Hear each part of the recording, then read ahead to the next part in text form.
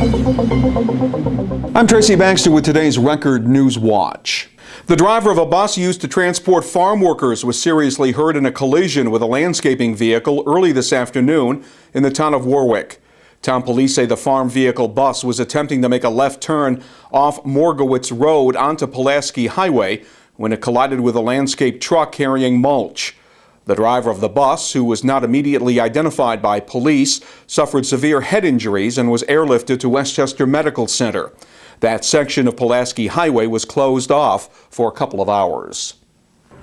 Planning to hit the road this spring holiday weekend? Well, the road will hit you back in the form of gas prices up over $4 a gallon, continuing the steady price increase at the pump that we've been feeling since mid-December.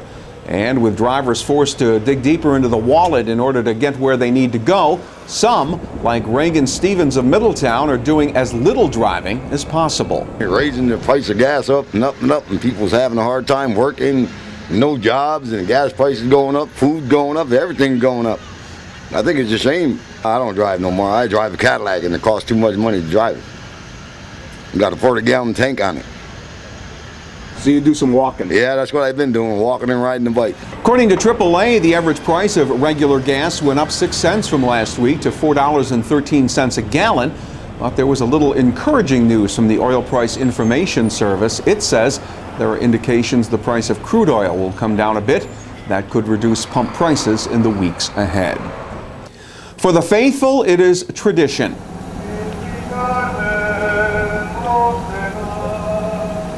This morning, members of St. Joseph's Church in Middletown took part in a Good Friday procession through the city streets.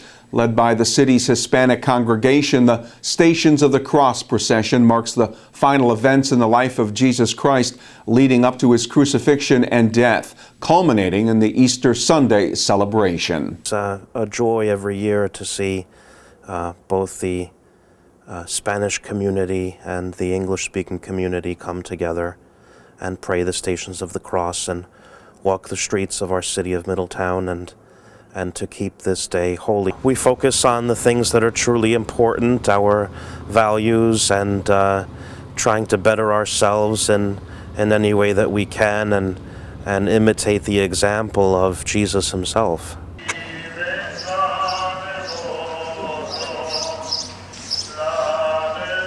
The scene was similar in the city of Newburgh, where parishioners began a Stations of the Cross procession at St. Patrick's Church on Grand Street.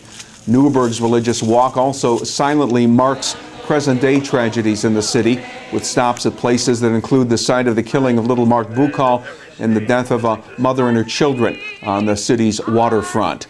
And this year, the religious calendars coincide with the Jewish observance of Passover on Saturday. A Middletown chemical manufacturing company has agreed to pay a $420,000 fine to settle a civil lawsuit for repeated violations of the Controlled Substances Act. The U.S. Attorney's Office determined that Floorcam manufactured chemicals that can be used to produce illegal drugs and repeatedly exported them to destinations in foreign countries without notifying the Drug Enforcement Administration. Floorchem admitted to the violations and agreed to pay the $420,000 in civil penalties.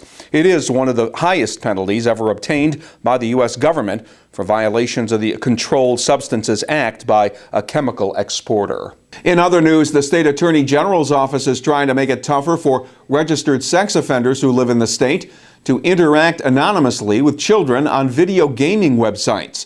Attorney General Eric Schneiderman says an agreement's been reached with gaming companies called Operation Game Over. Registered sex offenders will have to disclose their email addresses and online accounts, allowing gaming companies the opportunity to eliminate sex offender player accounts. Companies have already shut down or suspended more than 3,500 communication accounts. The initiative grew out of an incident upstate where a man sexually abused a 10-year-old boy he'd met while playing Xbox Live. It was a close call for the Ulster County man who was able to walk away from the crash of his experimental aircraft last evening.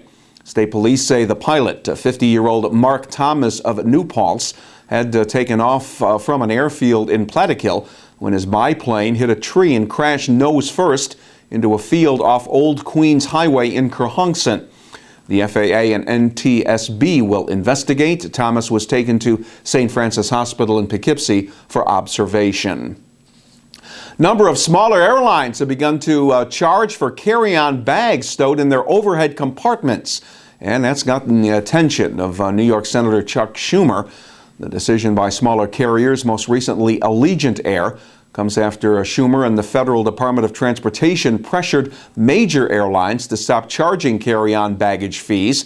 Some airlines have started to charge as much as $35 per carry-on bag that are shoved in an overhead bin. Schumer says the add-on charge should be clearly identified in the ticket price so that passengers know what they're paying for. The sight of a beautiful sunrise like this one witnessed in Goshen can be enjoyed for the next couple of mornings as well, with more great spring weather to enjoy for all those Easter egg hunts and Passover observances. Saturday will be sunny, with temperatures getting up around 60 degrees.